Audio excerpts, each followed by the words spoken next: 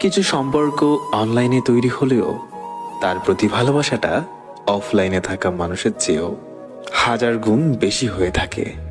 Chat করতে করতে ভালো লাগা তৈরি হয়, পরে তা এক সময় ভালোবাসায় পরিণত হয়। সবকিছু ছাপিয়ে যখন মানুষটার জন্য মায়া তৈরি হয়ে যায়, তখন সেই মানুষটা আমাদের জীবনে একটা অংশ হয়ে থাকে। তার মন খারাপ, তার কষ্ট, তার সমস্যা সব তখন নিজের মনে হতে থাকে।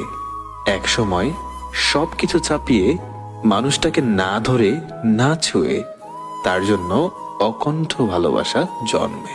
যারা বলে ভার্চুয়াল সম্পর্ক, আমি তাদেরকে বলবো নিঃস্বার্থ ভালোবাসা। কারণ যার জন্য কোনো এক্সপেকটেশন থাকে না, থাকে শুধু অসীম ভালোবাসা। সেই ভালোবাসার নামই হলো মায়া। যে মানুষগুলো দূরে